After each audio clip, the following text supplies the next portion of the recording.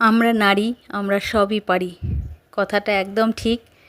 কেননা আমরা নারী যদি মনে করি তো সবই করতে পারবো। সংসারে তো অনেক কাজ থাকে, সেই কাজের মধ্যেও কিন্তু আমাদের সময়ও থাকে। সময় থাকলে আমরা কি করি, সিরিয়াল দেখি, বা মেয়েদের যেটা কাজ পরনিন্দা পরচর্চার মধ্যে আমরা হয়তো বেশি ব্যস্ত হয়ে পড়ি। তো আমার মনে হয় যে সেগুলো না করে আমরা যদি নিজেদেরকে ব্যস্ত রাখতে পারি তাহলে সেটাই মনে হয় ভালো। কেননা পরনিন্দা পরচর্চা সিরিয়াল, এতে কোনো উপকার হয় না আমাদের, বরং ক্ষতিই হয়। তো সংসারের কাজের মধ্য দিয়েই মনে হলো যে একটু ভ্লগ বানানো যাক, যেটুকু সময় পাওয়া যায়। আর নিজেকে ব্যস্ত রাখি সব সময়। বাড়িতে বাচ্চা আছে, সংসারের কাজ, ঠাকুর ঘরের কাজ, এসব নিয়ে সব সময় তো ব্যস্ত থাকি।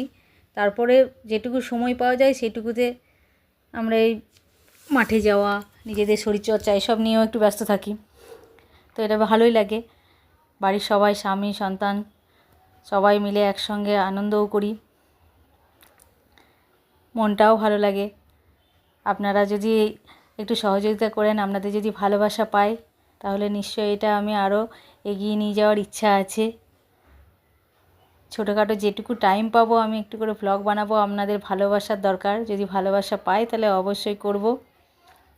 সব মানুষই তো চায় যে এগিয়ে যেতে, সেরকম আমার মনেরও ইচ্ছা যে দেখি এতটা বয়সে, সে একটা অল্প বয়সে যে সুখ, আমরা যে স্বাধীনতাটা সেরকমভাবে পাইনি, এখন পাচ্ছি, কিন্তু আগে সেরকম স্বাধীনতা পাইনি, বা সেই শখগুলো পূরণ হয়নি।